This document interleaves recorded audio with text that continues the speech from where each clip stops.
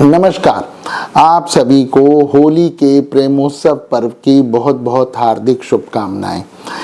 आज मैं आपको होली के अवसर पर करने वाले दो विशेष उपाय बताता हूं जो करने में बहुत आसान है और जिनको करने से सभी लोगों को बहुत लाभ होता है।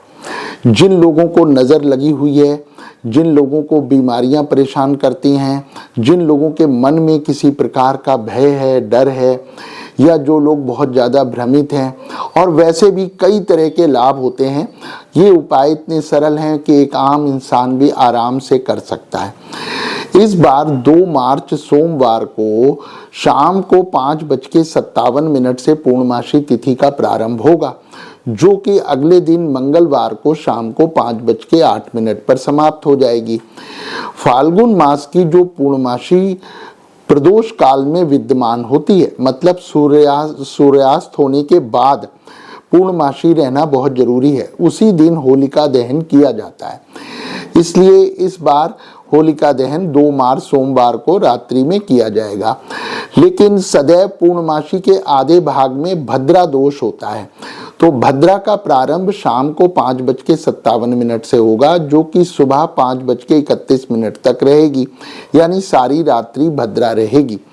तो ऐसी स्थिति में भद्रा के मुख काल को छोड़कर मुख काल 5 घटी यानी लगभग 2 घंटे तक रहता है, यानी लगभग शाम को 8 बजे रात्रि तक भद्रा मुख काल में रहेगी। उसके बाद होलिका दहन करना चाहिए।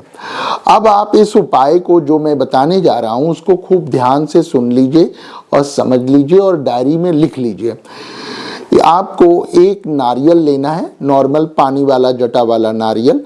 2 लौंग लेनी है देशी घी में भीगी हुई, थोड़े से काले तिल लेने हैं, थोड़ी सी पीली सरसों लेनी है, थोड़ी सी मिश्री लेनी है, एक बताशा लेना है और एक पान का पत्ता लेना है। इन चीज़ों को एक थाली में प्लेट में रखना है। उसके बाद अपने सर के ऊपर से 7 बार उल्टा घुमाना है, एंटी क्लॉकवाइज, जिसे उतारा करना कहते हैं। और जिस समय होलिका दहन हो रहा है तो उस समय उस प्लेट को लेके होलिका माता की 7 परिक्रमा करनी चाहिए, क्लॉकवाइज डायरेक्शन में 7 परिक्रमा। और उसके बाद में उस सामान को होलिका माता को अर्पित कर देना चाहिए, यानी अग्नि में अर्पित कर देना चाहिए। उसके बाद में अगले दिन प्रातः काल जब अग्नि ठंडी हो जाती है, तब वहां से आपको खूब सारी राख भस्म इकट्ठी करके लानी है, जो किसी बर्तन में आपको इकट्ठी करनी है सावधानी पूर्वक, जिससे हाथ वगैरह ना जले। और घर लाकर उस राख को, भस्म को छलनी से छानना है, जिससे वो बिल्कुल उसमें से सारा ऊपरी चीज़ें निकल जाएंगी, कंकड़ ईंटा पत्थर, और सिर्फ भस्म रहेगी। उस भस्म को आप किसी बड़े डिब्बे में भर के रख लीजिए, जो साल भर बहुत काम आएगी। अब इस भस्म को आपने किसी तेल में मिलाना है, सरसों तेल या तिल के तेल में, और फिर उससे अपने पूरे शरीर की अच्छी तरह मालिश करनी है। इससे बहुत फायदा होता है। ये है मेन उपाय। और इसी तरह जिन लोगों को ऐसा लगता है कि उन्हें किसी की नज़र लगी है, या उनकी काम में बहुत रुकावटें आ रही हैं, या उनके मन में डर है, या बीमारी लगातार परेशान कर रही हैं, तो ऐसी स्थिति में थोड़ी सी भस्म को एक तांबे के ताबीज में भरना है और लाल या पीले धागे में ताबीज डालकर अपने गले में धारण करना है, यानी कि अगले दिन होलिका दहन के। तो ये आपको साल भर पहने रखना है ताबीज, इससे आपको बहुत फायदा होगा। और जो भस्म आपने इकट्ठी करी है, जब जब भी आप बीमार हों या किसी इम्पोर्टेंट काम से आप जा रहे हों, तो उस भस्म का आप तिलक लगाइए। अगर शरीर में दर्द है, बीमारी है कोई, तो उसके लिए भी आप भस्म को तेल में मिला के अपने शरीर पर मालिश करिए। तो इससे निश्चित रूप से सभी दोष दूर हो जाते हैं और आपके कार्यों में विघ्न बाधाएं नहीं आएंगी। अब अंत में मैं एक और इम्पॉर्टेंट चीज रिमाइंड कराऊंगा कि जिस समय होलिका दहन हो रहा है उस समय, या होलिका दहन जिस समय चल रहा होगा, तो उस समय भद्रा भी चल रही होती है। तो भद्रा दोष को दूर करने के लिए और भद्रा को प्रसन्न करने के लिए आपको, जब आप होलिका माता की परिक्रमा जब हम लोग करेंगे, तो उस समय भद्रा के 12 नामों का आपको उच्चारण करना चाहिए।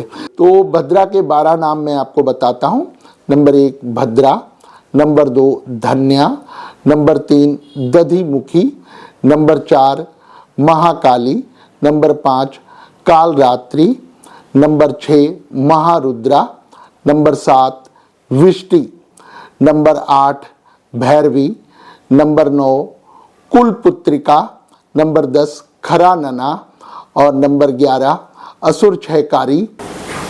इन नामों को आप कृपया लिख लीजिए और इन नामों का आपको उच्चारण करना है जब आप परिक्रमा करेंगे, तो इससे भद्रा दोष दूर हो जाता है।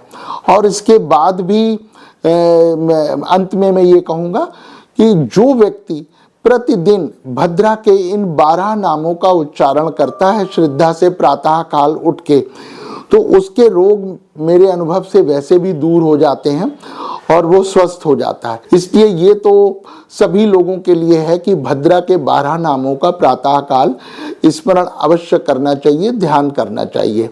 आप सभी को होली के पावन पर्व की हार्दिक शुभकामनाएं।